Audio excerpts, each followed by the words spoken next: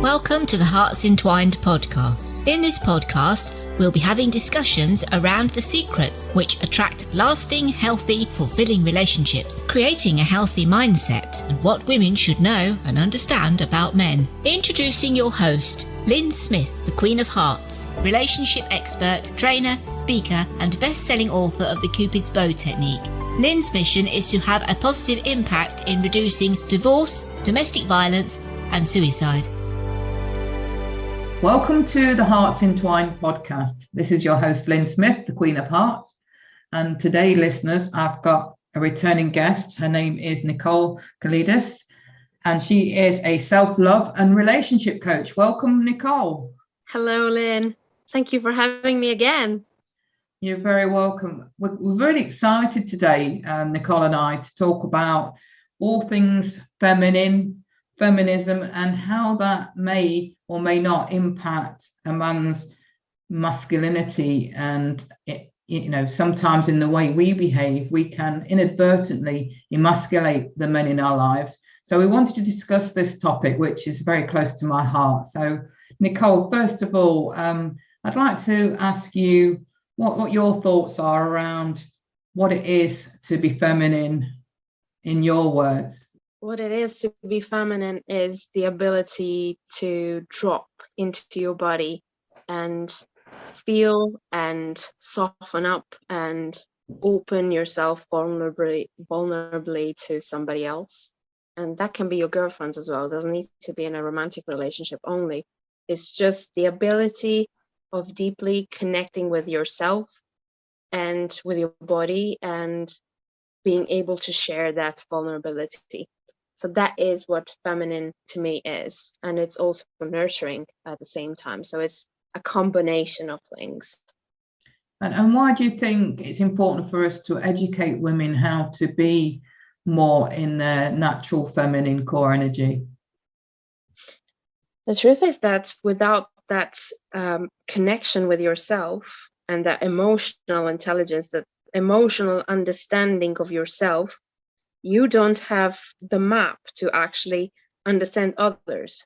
So it's like a fundamental step of a woman's life, especially if she then later on becomes a mother, to actually understand herself in order to be able to understand others, including her children, for example. And, that's a chain that you create, because what we don't heal, we actually pass on. It's like a virus we transmit. So the thing is, without that awareness and understanding of yourself, you cannot truly help others, especially your children, to grow as healthy human beings. So I feel that's a huge responsibility as a woman. I feel that responsibility deeply. Yeah, me too. And I suppose what I've tried to educate women about is that, sometimes what they don't understand is that we all have masculine and feminine energy, and it's okay to be in our masculine energy because in certain environments we need to have that masculine energy, such as if we're in a threatening situation or in the workplace, we might need to step into that masculine energy to assert authority and get tasks done. Or if we're in a sporting environment, if we need to compete against some other team or person, then it's a bonus to be in our masculine energy to access all those traits. But when it comes to our intimate relationships, that's when it can become a problem to still stay in our masculine energy, can't it? It becomes a really big issue. And as you said, masculine energy is very much needed. And thank God we possess both polarities in our lives. And because without it, we wouldn't be able to function on a basic level. Let's just face it.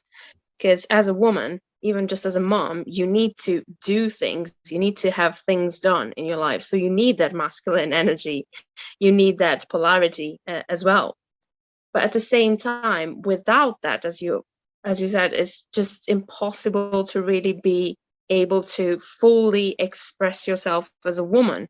So it becomes very damaging in a relationship with others.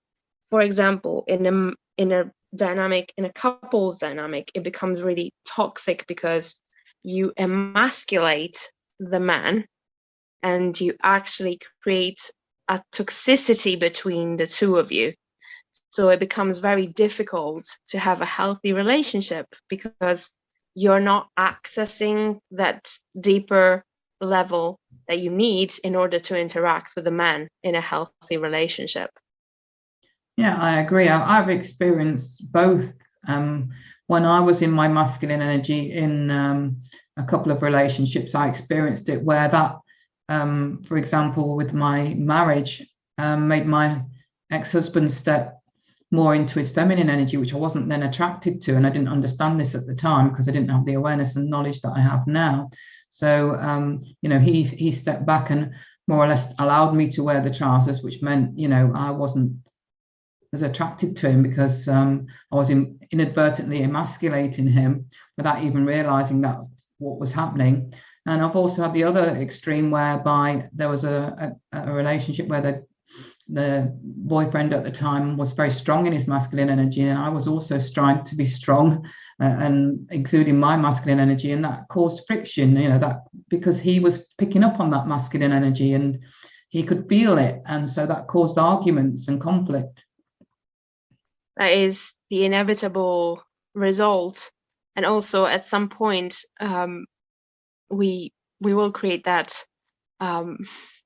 situation where, as you said, there is no sexual attraction. Let's just face it for a moment. If a man is in his feminine, the attraction will die because it's just how it is. You don't feel sexually attracted to a feminine man, and it's sad how we actually create our own hell scenario by actually stepping into our masculine in a relationship. It's just so damaging because we want them to open up emotionally, where they're trying to get them to emotionally open up, but when they do, it actually kills all the relationship because we find ourselves chatting with a girlfriend instead of having a man in front of us. So it becomes really damaging in the long run to create that scenario of inverted polarity. And being able for us to drop into our feminine and work towards our softness and being able to connect with our emotional world and feeling deeply our emotions and owning them and being able to express them vulnerably, that is what actually creates that situation where the man, if he's a healthy man, let's also say that, if he's a healthy man, will step up in his masculine automatically, and he will stay in his masculine polarity.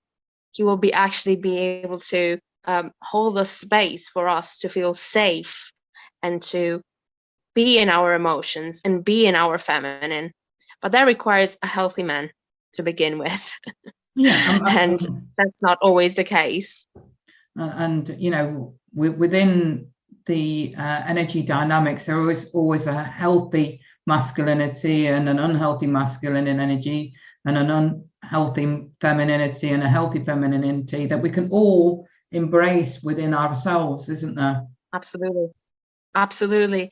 And there is so many different shades as well, because sometimes we think that masculinity is toxic masculinity, when actually masculinity is what we desperately need in this world, like so much. We need men to be able to stand up in their truth. We need men to be able to stand in their own purpose, because a man that is out of his purpose is a man that cannot truly be in his masculine. And it all stems from heart. He needs to have heart connected first and then step into his purpose. But at the same time, without that fundamental step of being in his purpose, that will be automatically an emasculated man that will not know how to be in a relationship either, because he will be unable to stand for himself and stay true to himself, and you will get lost in the relationship. That's what happens when you're not fully connected to your heart and to yourself, and you're not in your truth and your purpose.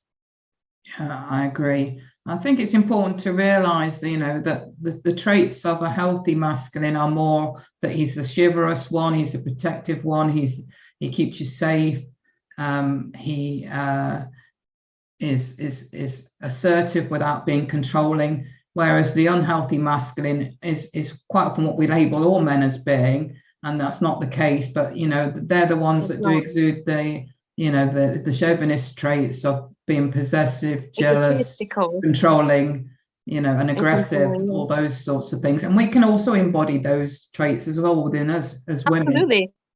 Absolutely. I see that so many times, women becoming really the toxic masculinity they try to fight so hard, by the way, which is hilarious. Yeah. It's hilarious that they become what they actually want to combat and to defeat.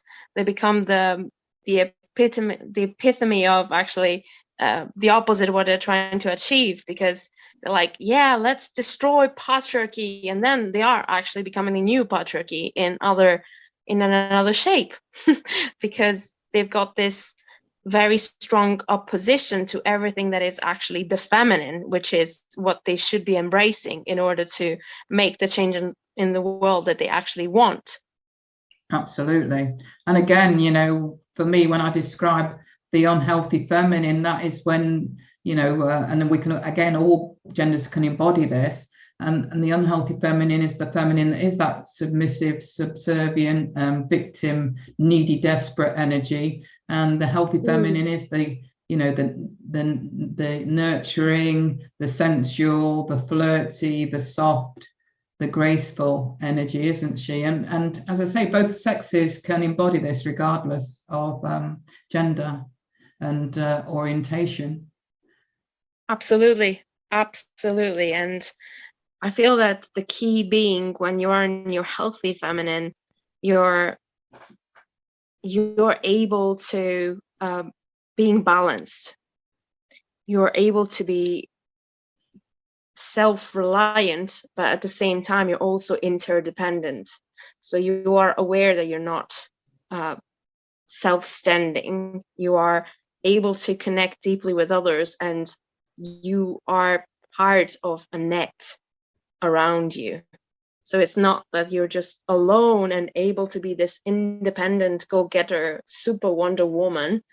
You are able to embrace the fact that you are able to count on yourself and able to stand on your own, and you need the time for yourself, but you're also willing and wanting to be part of a net around you, and that it's key to your well-being as well. So you're not just, no man's an island. That's a saying that I was referring to. You're not just this isolated thing. You're actually part of something bigger, and you realize that and embrace it. Absolutely. And indirectly, what we're actually saying is that it's the polarity of energies, and in particular the healthy energies, that create the passion, the intimacy, and the aliveness in a relationship, isn't it? It's because we can have that passion, I suppose, in the unhealthy relationships, but then you've got that toxicity as well, where there's that codependency and dysfunctional relationship happening. That is really something heavy to be in, and it just drains you. I feel that you can tell when a relationship is healthy based on how drained you feel. If you feel drained and unease, that the relationship is not a healthy relationship. If you feel that you're expanding and growing as a human being and becoming better in your own skin, and you're feeling yourself expanding, that's how you're in a healthy relationship, a thriving relationship, where probably the polarity is clear, but at the same time it's balanced, it's grounded, it's expanding, just simply expanding. Because I feel that the one thing that we usually think is that there is such a thing as perfect relationships, and there isn't a perfect relationship. And the struggles that you will have in a relationship, even a healthy relationships, it's key to actually the growth of it. So it's the embracing that struggle and embracing the little things that need adjustment. And when there is alignment, that will naturally happen. Isn't it interesting that my, I suppose, experience of people, well, women, I should say in particular, who describe themselves as feminists, are the most masculine energy women I've ever met. That is one of the reasons why I cannot, define myself as a feminist. I will never become or be a feminist, despite me believing in equality between the genders. I believe in equality. Yes, absolutely. But at the same time, I also feel that feminism has become this, let's turn the tables. Yes. Let's get men into a position of weakness so we can be overriding them, but we can override the patriarchy and we can override the need of men, basically. We need men. Yeah, and they are women, well, the majority that I've met, not tarring out them all with the same brush, but the majority of feminists that I've met that label themselves as feminists are actually in that masculine energy, and then are not realizing why they're not attracting the relationships that they want in their lives. It's because they're the ones that wanting to be in control and wear the trousers, whether that's in a healthy masculine way or an unhealthy masculine way, isn't it? I feel that when they are in that state, it's inevitable what they will attract, because you're matching vibrationally with that exact outcome. You are in your masculine, whether it's a healthy masculine or even an unhealthy masculine, but you're still attracting a feminine to you. And that can be a healthy feminine guy or an unhealthy feminine guy, which is still same outcome. It's still a messed up and inverted polarity, which will cause you to lose attraction and which will make you feel unhappy. Also, it will make you feel drained, because let's face it, when I was married for 9 years. And in that relationship, I was wearing the trousers, as you said before, and I was always in control and I was constantly drained. And he was then trying to control in a toxic way. But, it still didn't work, because it's just a very, very difficult scenario to keep up in the long run. It just drains you. It just kills everything. It just doesn't allow anything good to thrive out of it. So you're just getting into a relationship in that state when you're in your masculine, and you inevitably will determine that outcome before even starting the relationship, which is what a lot of people don't really get, that to attract the relationship you want, you need to be what you want. You need to become that person that is the grounded version of yourself. You need to be able to connect with your emotional world. You need to be able to drop in that feminine of yours to actually be able to have a relationship with a healthy man in your life. Yeah, I meet so many women, that especially, because we've become more independent these days, so that, they're business owners, they're entrepreneurs, they're in the corporate environment, that are used to being in that masculine energy in the workplace, that don't realize that then, that's the reason, because they tend to not understand that they're staying in that masculine energy, they're not attracting strong masculine male healthy energies in terms of their romantic relationships. No, because they're so used to staying in their masculine that they just carry it on, and it just leaks into everything they do around themselves. So they just inevitably will continue in that energy and just create that environment for a romantic relationship. And then they will just feel upset because they will find feminine man, and the feminine man feels weak to a woman. Either that, or the man that they're attracted to is not attracted to them because they're exuding that masculine energy. Oh, most definitely. Like the powerful, dominant man will never want a masculine woman, because that's a turn off. It's Yeah. like, I'm wearing this trousers, woman, you stay at your place. Yeah, and I get a lot of women clients who don't understand why they're not attracting. They want a strong, healthy, masculine energy man that can look after them, but yet they're the ones that can't see that they're exuding that exact energy that's not attractive to that particular man. The thing is that if you don't surrender, and surrender meaning not being a weak thing that never puts any boundaries in place or doesn't love herself or anything like that, is not what I mean when I mean surrendering. The thing is, if you don't surrender to the universe and you don't allow the trust to be there, that you can stay in your vulnerability, you can stay in your emotions, you are allowed and safe in your own skin. If you can't drop in your body like that, if you can't drop deeply feeling and sensing and connecting with yourself, if you can't do that, you cannot allow a man to get in touch with his own heart as well. So that's the problem. That's the main reason. If you are not open yourself, you cannot allow a man to connect with you. And the thing is about us women, we are powerful creatures. We are very powerful creatures. We are literally a portal. We are a living and breathing portal.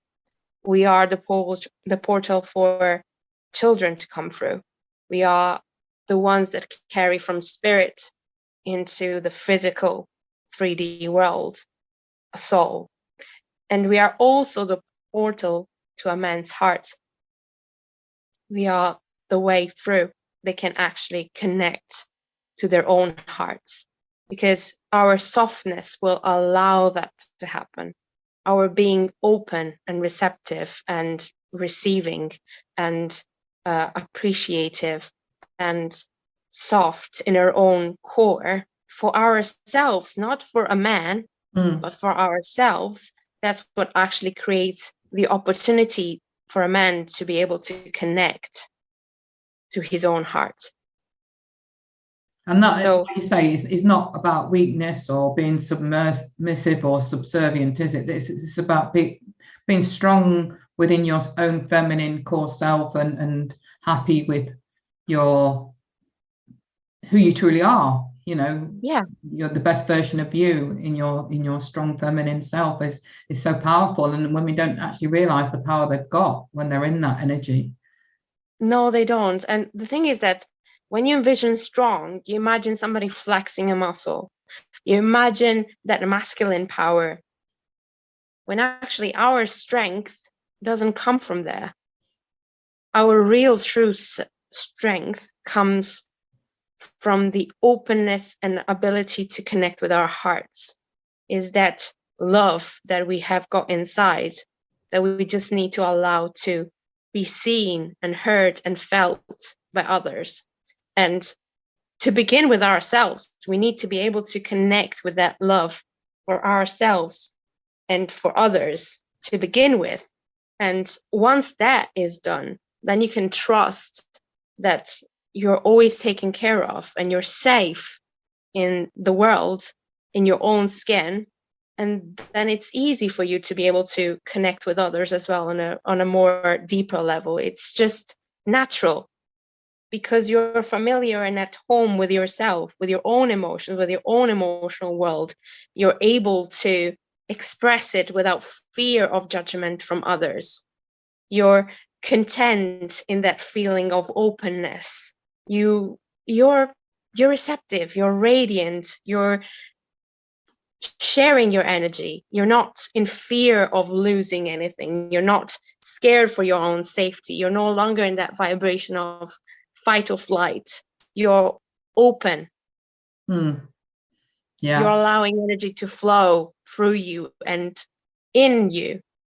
And that's what's so attractive, isn't it, to a healthy masculine man? So if you're finding yourself that you're not attracting the men that you're attracted to, it might be because you're, exuding too much masculine energy and he's not attracted to that. And don't think, that I have with previous clients had them say that, oh, I don't want to be seen as weak or a dumb bimbo. And no, it's not that men are attracted to that. That's a false misconception. It's not about dumbing yourself down or looking weak. It's about you being in your true natural feminine power. Absolutely. And another thing about weakness, for a long time, I felt that being vulnerable was weakness. So that was a huge misconception, because there isn't anything as powerful as being vulnerable, because the very act of being vulnerable and sharing your heart with somebody is a true act of courage, because it's taking all of your barriers that we all naturally have around our hearts, taking them all down and exposing what is behind it and showing that to another human being, which requires a huge act of courage. And when you do that deliberately. And this is true power. That is true power, is not only owning what is behind those walls, but is owning fully as well the act of sharing it with somebody else. And knowing full well that that person can slam it, can destroy that vulnerable gift that you're offering. They can destroy it in one word.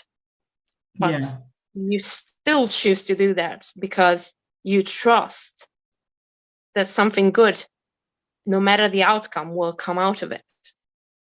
Just for the act of being true to yourself. And that is already something worth doing it for. Definitely. And I think there has to be a caveat a little bit on that, and that sometimes you have to use your discernment, because if you are in a toxic, unhealthy relationship already, obviously that isn't probably a safe environment to share your vulnerability. But certainly if that isn't the case, and you do feel that you're with a good man or potentially in a relationship with a good man, then, that's the time that, it's good to, step into your feminine power and exude that vulnerability, isn't it? I think that no matter the relationship you're in, being your vulnerable self and sharing is good for yourself in the first place. So just as an act of being true to yourself, it's always important to you do that. The outcome changes. So if you're doing it in an unhealthy relationship, for example, you're sharing your vulnerable self and you're sharing your feelings, the person will not get it.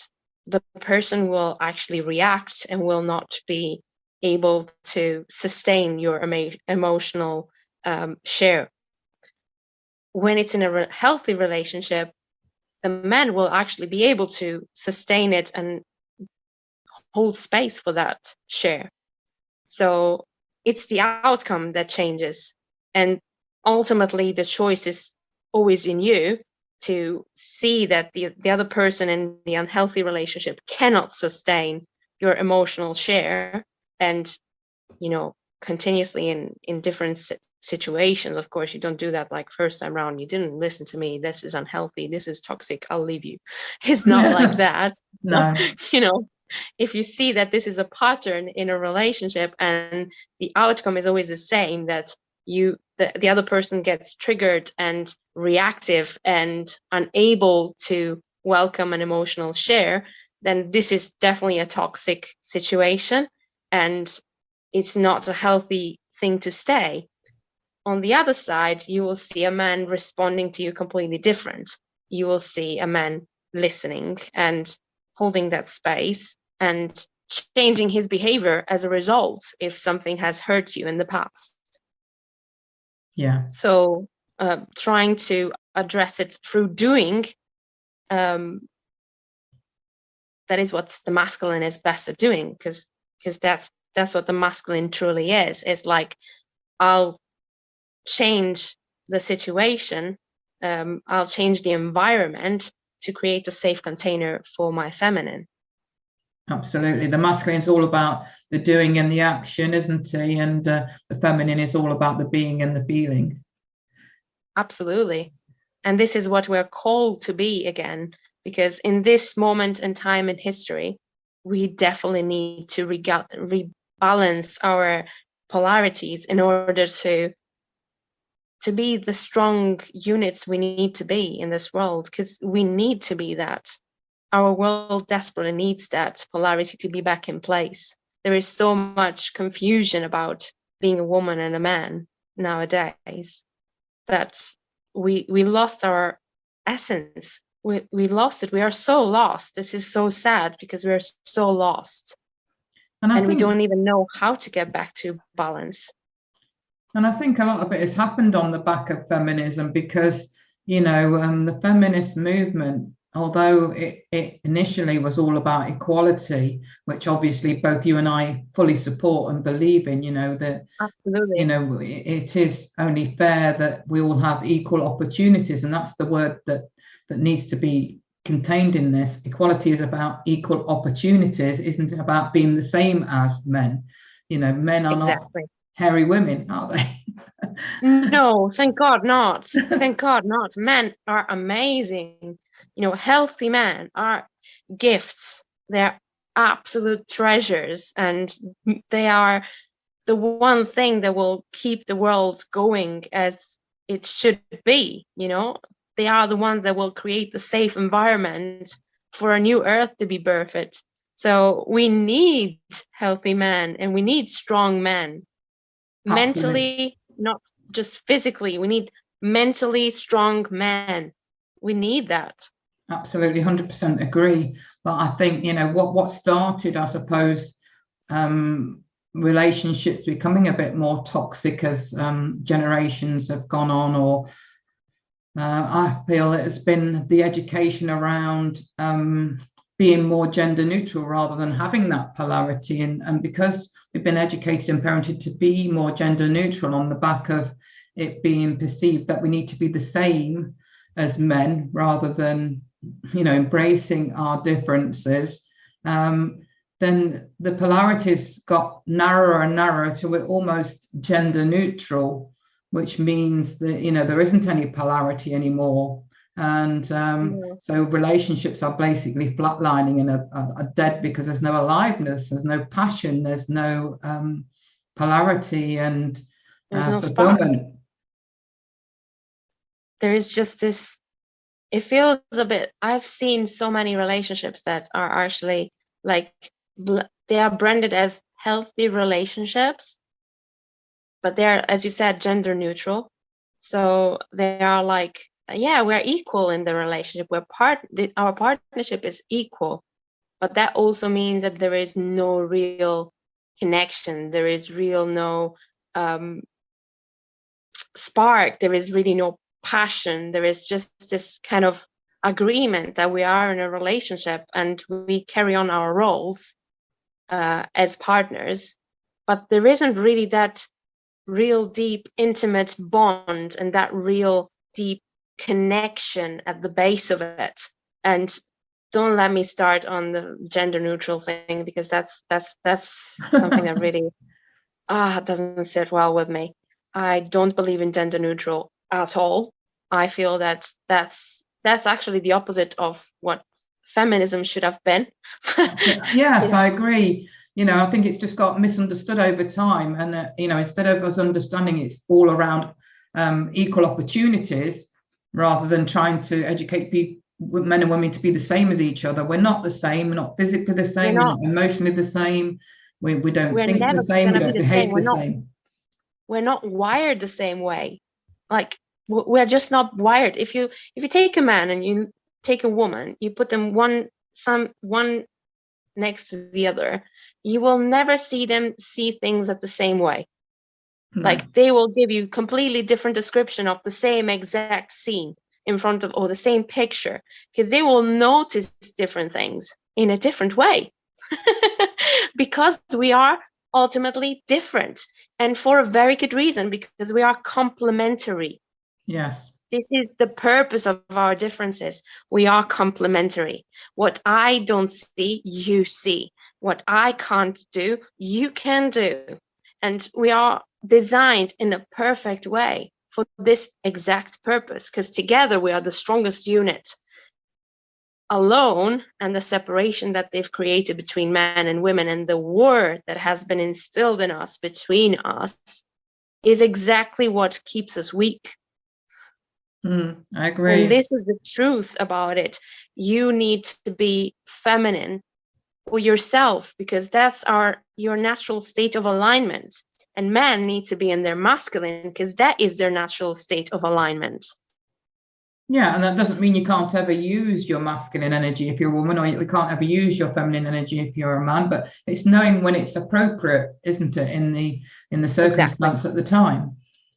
Absolutely. For a woman, the being safe is the condition to be in their feminine. If they're not feeling safe with a man or in themselves, they cannot stay in their feminine. They will automatically switch into their masculine. When it comes to men, the moment that they're not able to stay in their masculine is because they are in their insecurities. They are needing the external validation, and they're kind of manipulating things in order to get that validation. And that's when they are in their feminine. Yeah. And that means that they are not secure in themselves, and they're not able to stand in their masculine, because they're still working on their own insecurities.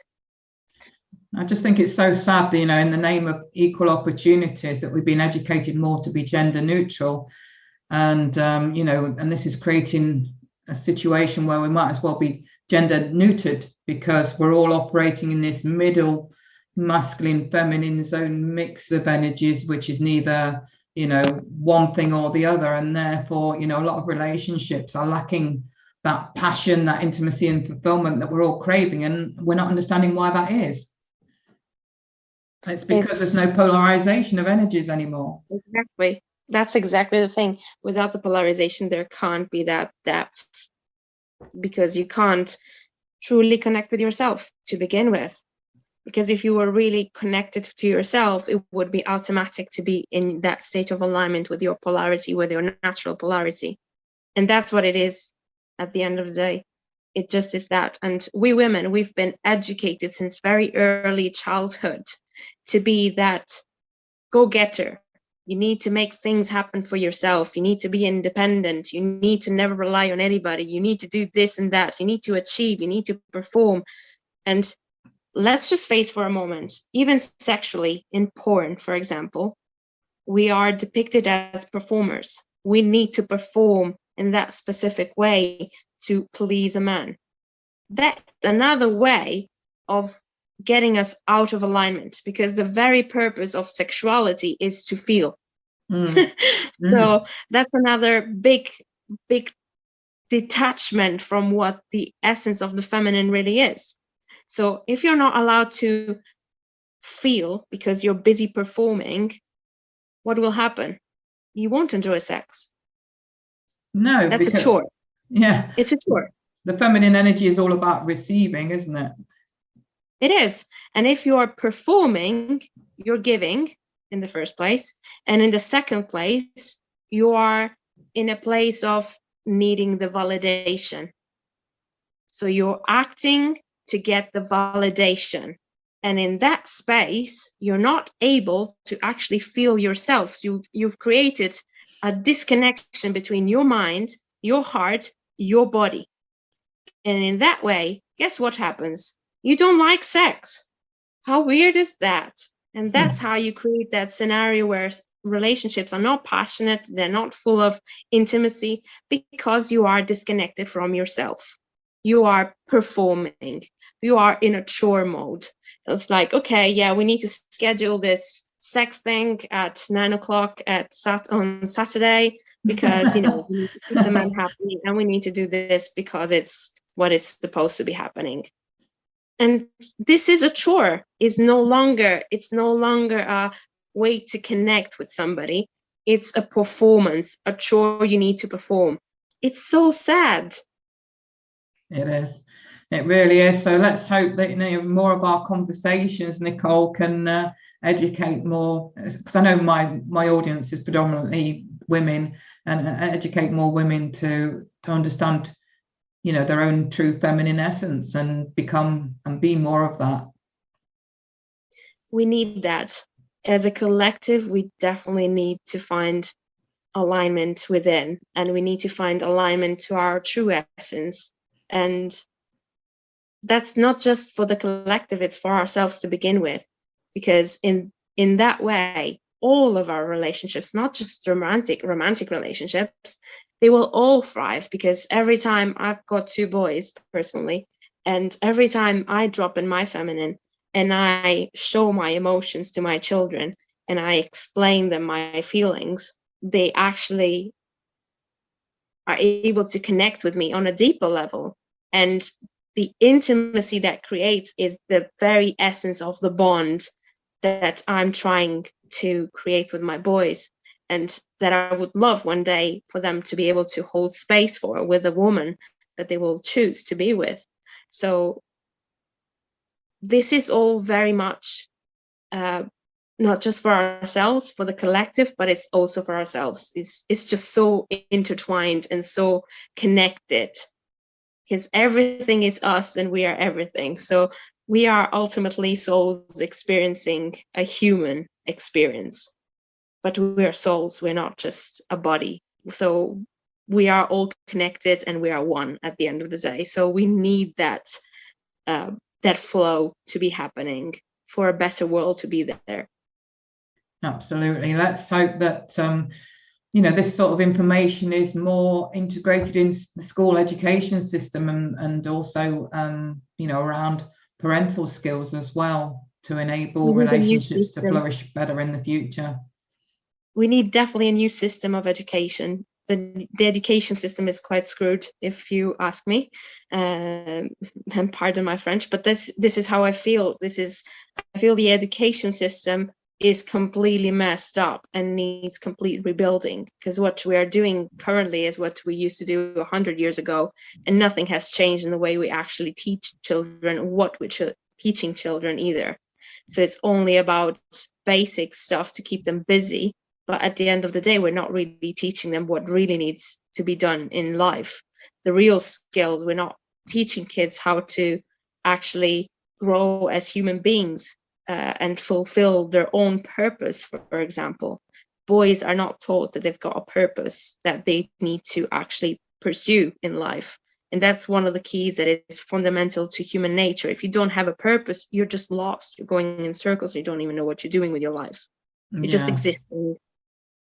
Yeah, these life skills are so important, and let's hope, you know, that governments around the world are starting to realize that, you know, the value of introducing life skills, not only around relationships and how to build healthy relationships, but other, you know, life skills that are important to our health and, you know, like you say, that success mindset. I feel that governments are very much aware of it. It's all by design that this is the system. Yeah, keep the masses down. Exactly. They're easier to control that way. Yeah. Absolutely. There is that We've side always been in an abusive relationship and we didn't know it. So, Nicole, any final words for our listeners before we close the episode? I would really like you to find a moment to connect with your body right now and feel deeply grateful for what is in your life. And just, if you've got nothing to be happy for today, I would like you just to take a deep breath in and feel grateful for just being, for just existing in this very moment in time, in space. Because just the ability to be here right now is the opportunity to have a better future and a better present moment. So never let that slip away from your mind, because every moment is the moment you can choose to make a better choice for yourself and change your life the way you want it to be. Excellent. Love that, Nicole. Thank you so much. What would be the best contact information you could share with the audience should anybody want to get in touch with you? I definitely think that Facebook would be the greatest place to get in touch with me. I'm having some difficulty with my personal page, apparently, but definitely my business page is always available. Nicole Kellidis, self-love and relationship coach. So you will find me there. Excellent. Thank you again, Nicole. It's been a fascinating conversation, been very aligned with what you've been talking about today, and thoroughly enjoyed it. Thank you so much for having me, Lyn, and it's amazing to connect with a beautiful soul like yours. Thank you so much. And on that note, I will just leave listeners with true love starts with opening our hearts. And until next time, goodbye for now. Thanks for listening to the Hearts Entwined podcast. You can follow Lyn via the Facebook group Two Hearts Entwined, or search Lyn Smith, inspirational speaker, at LinkedIn, or email lyn@hearts-entwined.com. That's LYN@hearts-entwined.com. Remember, true love starts with opening our hearts.